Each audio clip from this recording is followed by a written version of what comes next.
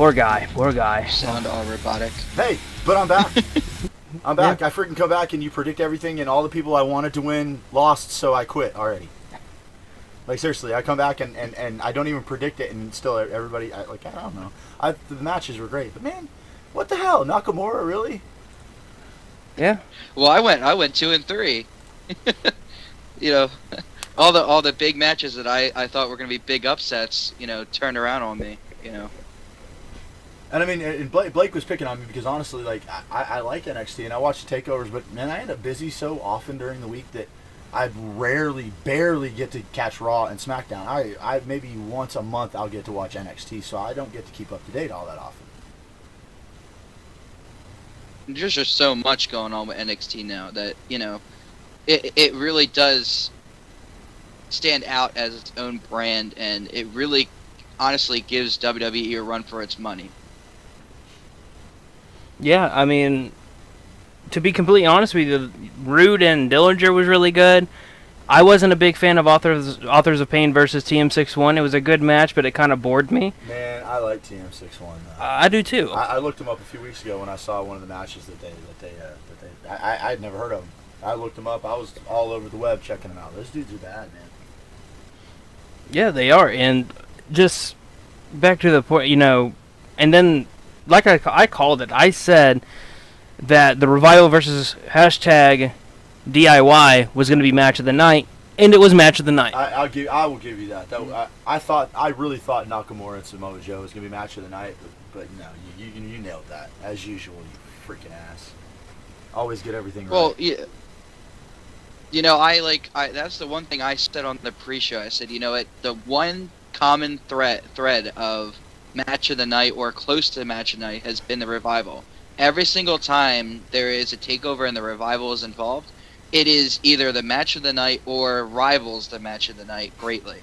So, I mean, it just goes to show you how fantastic these two teams really can perform, that they can really wow the crowd as much of it. And honestly, I haven't seen a match as good as that since Dolph Ziggler versus The Miz at No Mercy. Yeah, it told a great story, and that's, tonight was DIY's night.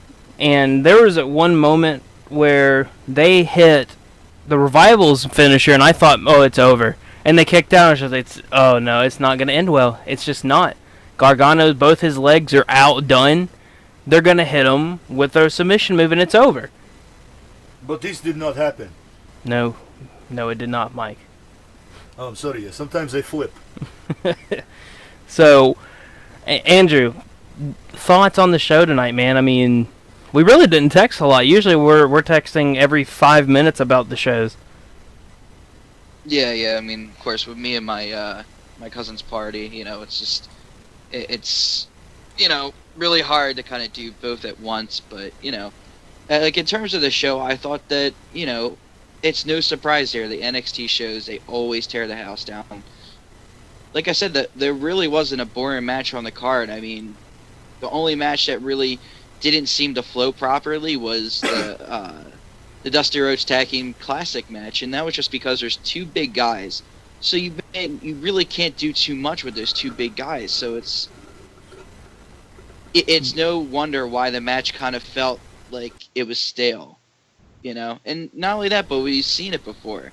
So it's not like we really had anything to look forward to going into it. We all could predict that the Authors of Pain were going to win, regardless of, their manager being stuck in the cage, Paul Ellerick.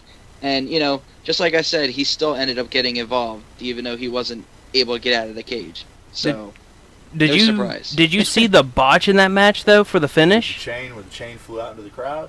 Oh, yeah. That wasn't supposed to happen. No, not at all. And then what amazes me is they did the same finish. It was kind of like, okay, what just happened? That was so simple. And so, like, okay, right. I was gonna say, with me, I didn't know how this match was gonna go, but I mean, just looking at the first, say, 2 or 3 minutes of the match, to me, it was like if you took Undertaker and Kane and put them up against freaking Rey Mysterio and Kalisto. I mean, it's like, you got these towering monsters, and you got these little dudes that are just attempting to pull something off. Mm-hmm. Yeah, and that's the thing. Like I said before, we've seen it already, and it ended the exact same way it did before. So it's like, if they were going for something special for the Dusty Rhodes Classic, I really think they dropped the ball with the teams that were involved, leading up to that final match. You notice Dustin looked like extremely enthusiastic at the end. He's just like, yeah, okay, let's get this over with. Well, they're bringing up nothing but bad memories when it comes to Dustin and Cody. Yeah. I mean, it's their father passing away. So, of course, but it's in honor of him. So, I mean, you gotta, like, there's some respect to that, too. It's still fairly new. It's only been a year. I mean, it'd be different if it was, year 3 or 5 by now,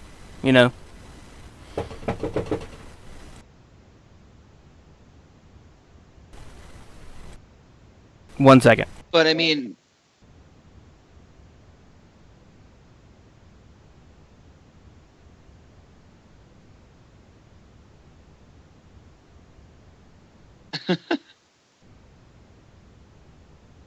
Photobomb.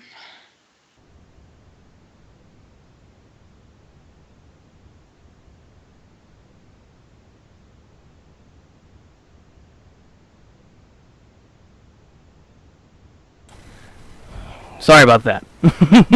And this is our imperfect live podcast. They didn't hear a thing. Okay. Well, then, never mind. But we're going to have to do this quickly, sadly. Ty Dillinger, Bobby Roode, Andrew, thoughts? Excellent match. Perfect 10. Dude, I thought Ty Dillinger was freaking awesome in that match. I thought he had the aggression.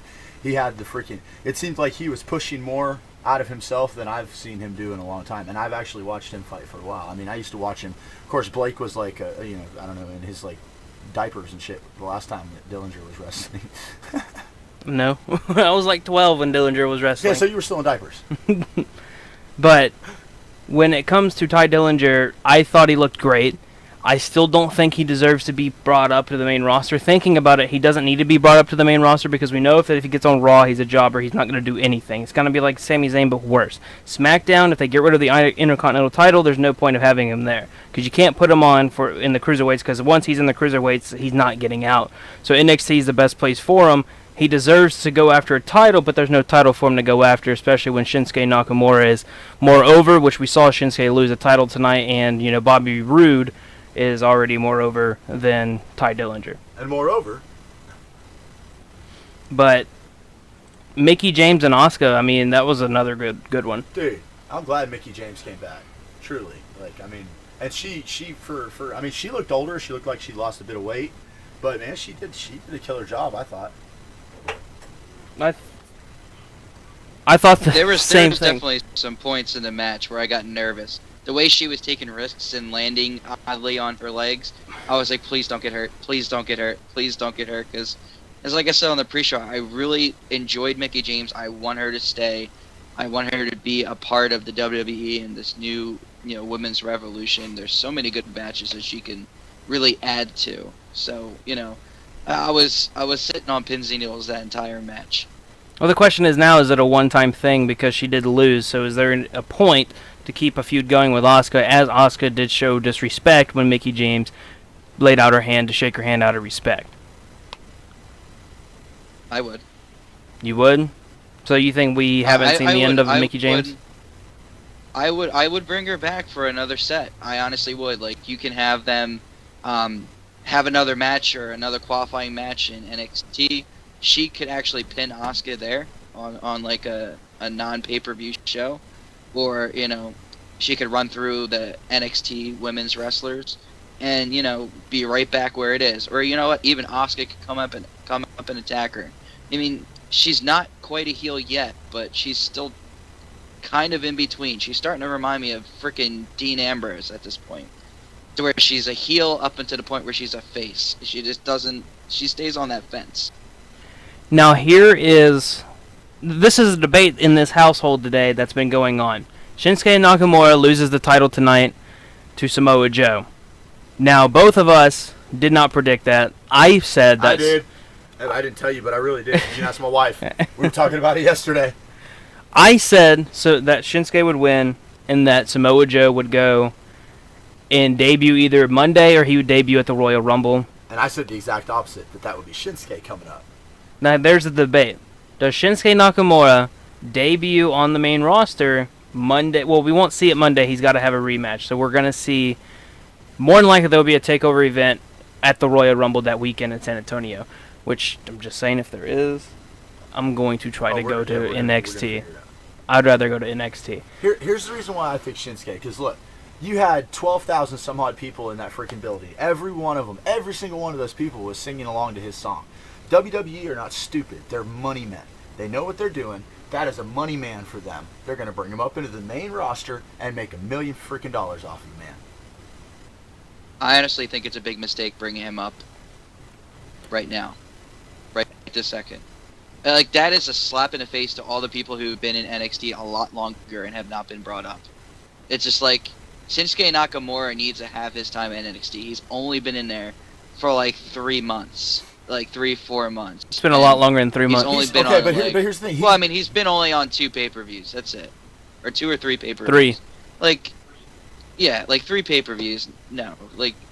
No, 4. Shinsuke Nakamura, he's gonna at least Just thinking stick about around for one more takeover. But, like, I just don't see him getting called up now. And the only place that he could fit right now is Monday Night Raw because they're in need of faces. But I've also heard that Finn Balor is coming back fairly soon. So it's just like, oh, to the main you're roster. kind of back right where you started. So I agree. don't know. I agree.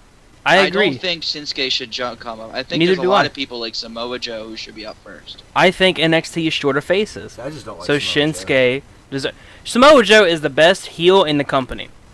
He is the best heel in the company. In the entire company. In the entire company. I I've said it for disagree. months. He's the best heel in the company.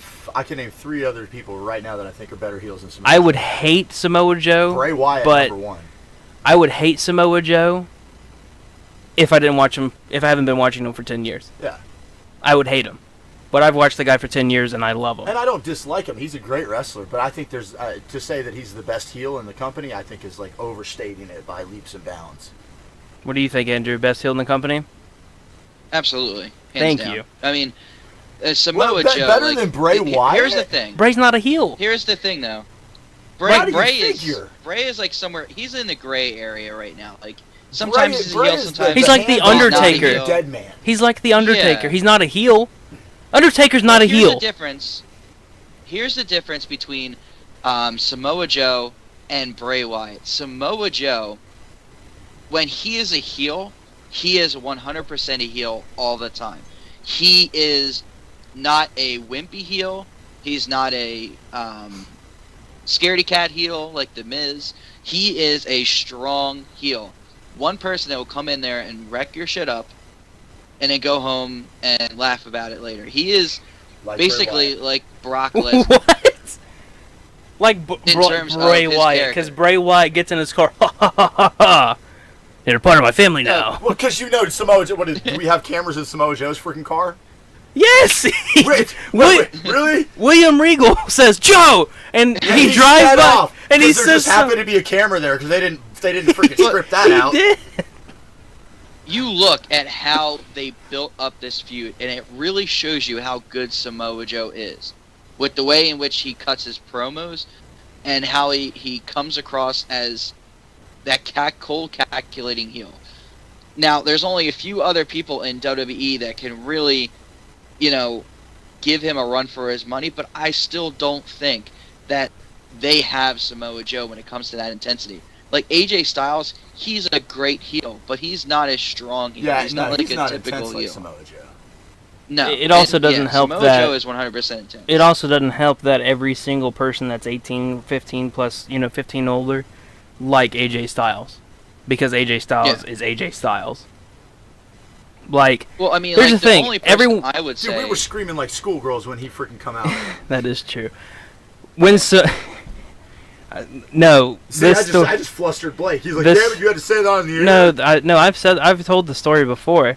To this day, one of my favorite moments ever is we have a Royal Rumble party and we have people there, and some people aren't big wrestling fans. Yeah, I got my drummer for my freaking band that I tour with sitting there, and he decided he'd go ahead and come watch wrestling with us. We scared the shit out of the guy. AJ Styles walks up, we both stand up. That's AJ Styles! I'm just screaming at the top of our lungs, and he's sitting there going, oh my god, am I going to die? But Samoa Joe, who is loved by a lot of people, got that entire arena to boo him tonight. Mm-hmm. Which Best is heel in the it's company. difficult. It's difficult for somebody who is so loved by the crowd. Yeah. To, The only person that get can do that booed. is Roman Reigns because, you know... I was about to say the same thing. And I don't give a shit what you say. I But love Roman Reigns. Reigns doesn't try to get booed. That's the problem. He just Ooh, does. Now Yeah. imagine if he was actually trying to be a heel. You know. I'll tell you this actually right now. getting those If boos. Roman Yeah, they'd Reigns... be like, yay. If Roman Reigns would be heel, he'd be the greatest heel in the company. And I will say that he'd be the greatest heel in the company, but you know what? Let's make money off this Samoan. Let's just make some money off of him. Kids love him. Adults hate him. Hey, wait. What does that make me? You're a kid. You know what, Blake? You. But, Andrew, best match of the That night. was a shocker. It was a shocker. It really was. I did not see that coming. I I didn't. I thought he was going to kick out of the muscle buster. No, as soon as he hit that muscle bust, because he did a low blow with that kick, it was over. Dude, you heard a crack when he kicked. I mean, it was just a whack. Like that, dude. He connected. If Shinsuke doesn't already have kids, he ain't having any. But Andrew, match of the night. Match of the night, definitely the DIY versus a Revival for sure. Followed by, I would say, Dillinger and Bobby Roode. I enjoy that better than the main event. Call me crazy. What about you? And I think that's the second time I said that. You know, in an NXT pay-per-view. I guess I'm just not a fan of Samoa Joe and Shinsuke Nakamura wrestling together. I'll say I don't know this. what it is. I thought I just don't feel the magic.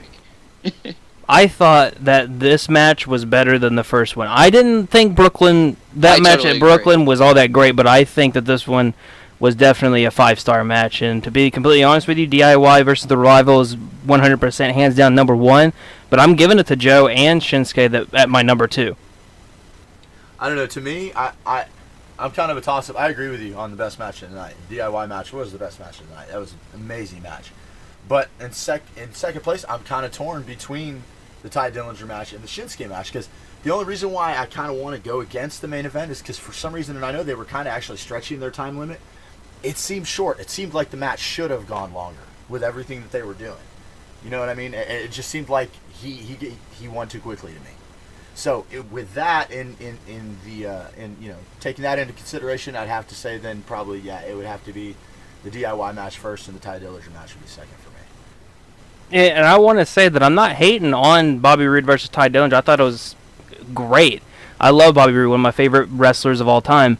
But I thought Shinsuke versus Samoa Joe was 10 times better. And Authors of Pain and TM661, I was kind of disappointed with it. I'm not gonna lie to you. Now I'll give you this: had TM61 been fighting somebody else, I might have liked the match better. Yeah, they're gonna be that big tag team that's just like too big. As soon as Blake told me, because he knew what the results were going to be before. He always does. it He has a happened direct line to when the they freaking released headquarters or something. You know, he he's said, talking you know about what, it's going to be NXT. Authors of Pain versus TM61, and Blake is my witness. The very first thing I replied to him was again ? And you could just tell my distaste from the beginning, and I was just not psyched. I was not buying it all the way up to it, and it's like I said, it's kind of like seeing the Bollywood boys go up against Authors of Pain. You're having cruiserweights go up against super heavyweights. I'm like, really? It's just not believable. And, I feel like just, not only that alone, but the way how slow the match went and how nonchalant it went, it really weighed on the match. And it really just didn't make it magical like the other matches did. Okay. Now here's my last question, and then I have to go. Is Takeover a better pay-per-view than Survivor Series? I need a quick yes or no. I can't have a reason because I have to go, or you guys are going to hear someone yelling at me. I honestly think Takeover was great, but I think Survivor Series is going to be better this time. Andrew. I'm going to say no because, every time I say yes, I get disappointed. So I'm going to try to use reverse psychology and say no. That's the God honest truth. I've said, we've all said it has the potential to be better, and it comes down Every to just year. disappoint us. So I'm gonna agree with you, but we're gonna end this one early. Tomorrow's gonna be a longer show. I didn't expect for what happened to happen. Andrew, I'll fill you in. So for Andrew.